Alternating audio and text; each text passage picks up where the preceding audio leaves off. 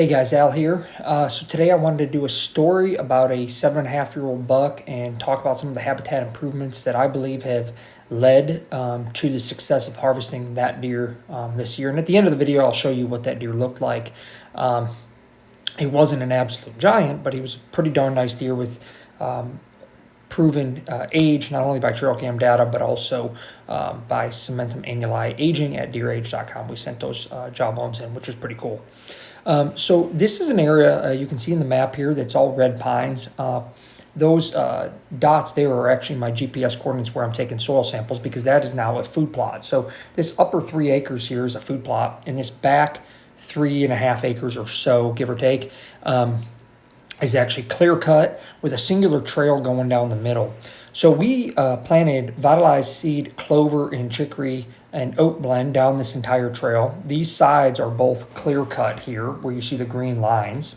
And then we went ahead and all these green areas that you see in the image here to the north and the south of the food plot and clear cut, those are heavy TSI areas. And then the southern bottom as well, you see outlined in blue here, is actually all a heavy coal tree removal. So that's about 17 acres or so. Now, so again, I want to highlight this. So we have TSI along here, which was a mid-story removal. We have a clear cut here, which is basically cut down to the ground with some clover on the sides to help keep from erosion. It's also obviously browsable forage. Along the top of these ridges here, we did leave all the white oaks and money trees. So we really only removed in the clear cut.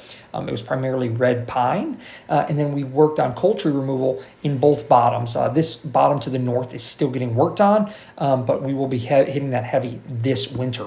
So over the last 2 years, 2.5 years, let's say, this has been a big project for us. Now, to the southeast of this field, which would be this way, you can't actually see it, is another 2-acre field and then about a 1/2-acre field.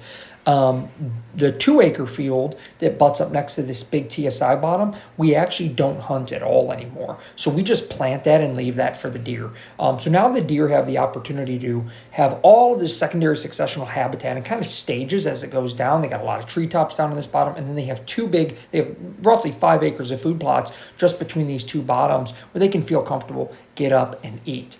So when we laid this out, one of the next steps to say was like, well, how can we hunt this? And what can we do in order to set ourselves up for the best opportunity to hunt it? So I'm going to show you some of that.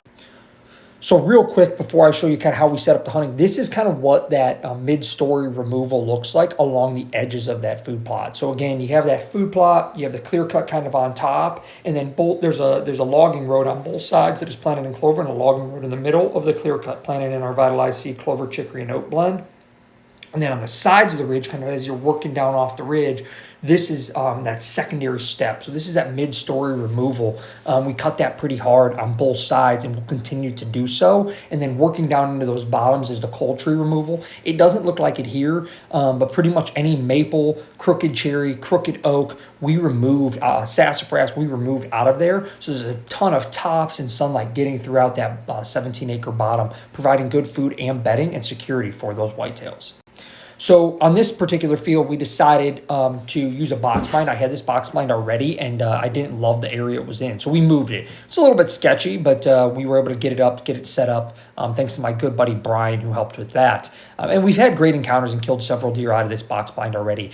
As you can kind of tell based on the above image, or the previous image, excuse me, this is tucked into kind of the wood settings. We just finished cutting a trail to the back of this box blind, and now with this mesh, we can sneak in behind. So if there's any deer in that field, and again, we don't want to hunt this with a northeast wind, so it's blowing this way, kind of off to where we come from, and don't expect the deer to come from, and the deer can enter that field, again, with a northeast wind. They think that they have the advantage from all of that timber to the north. They're able to get the wind, yet we're just kind of adjacent there, so we're kind of hunting an adjacent wind, which has worked out well for us, as I mentioned. And that's kind of how we set that box blind up. I'll show you another picture. So this is kind of a view as I was setting up before I put the mesh, but you can see the food plot in the back. One thing I want to highlight is when we had this clear cut and dozed off, you can see there's a little gap there between kind of the hedgerow before it dips down. So we dozed that path out. That way it kind of funnels the deer so the deer can pop up through there. So again, that goes down to a bench, and then you have that mid-story removal, and then down into that coal tree removal. So it's just levels of different levels of thickness working its way up to the food. So the deer have a lot of browsable forage, a lot of security coverage, and working their way up to this big, beautiful food plot. I'll show you a picture of this. We no-till drilled the Vitalize Nitro Boost into this this past summer. It was really dry, but it fed a lot of deer and gave us an opportunity second day of season to harvest a good buck. So you can imagine 35-year-old red pine, how rough that soil probably is. So the organic matter from just years of it being there is pretty high. I think it was 4.5%. So I'm not terribly disappointed with that. But the pH is pretty low. Despite the worst drought in, I think, over 100 years in southeastern Ohio, using no-till methods in a highly diverse mix like our Vitalize Seed Nitro Boost, we've been able to get really good crops. So I've been really happy with that. And as you can see, that no-till drill has worked really well. It's a tar river, nothing overly fancy. We've made some modifications on it, tightened some bolts, used some Loctite, things like that. But it's worked really well for us for how much we plant, and we've been happy with it. And I think this field's only going to continue to get better as we get the pH right and get more root diversity in there, and continue to use that Vitalize 1-2 system. So because I can't show the picture in the field, I don't think TikToks will probably take that down. I did want to at least show you the deer that we harvested. I shot this deer second day of Ohio season. The reason I didn't go in after him the first day was because the wind wasn't right. So we kept pressure low, and we knew this buck had been frequenting that field based on trail camera data. Got a northeast wind, which was perfect for that box blind. I snuck in. I saw a bunch of deer that night. And right at last light, he made a mistake and came in, and I was able to harvest this deer at 18 yards. Sent his jaw in. I had a bunch. I wish I would have had sheds from him. I never did find a shed off this deer, but I had a bunch of pictures dating back to at least 2022 is when I thought he was 4.5. And he actually, I guess, would have been about 5.5 in 2022 because he ended up being 7.5 years old, which was really cool. He has 15 scoreable points. I did not score the deer. I just have never been a big scorer, I guess, so I didn't take the time to score the deer. But that was a deer we called Dozer. I don't share this to try to brag. I think he's a pretty nice deer, and I'm certainly proud of him for myself. But I just wanted to share this video because I thought maybe some of the things that we've implemented could help other people. So security, reduced pressure, access, hinge cut, flush cut, TSI with a hatchet.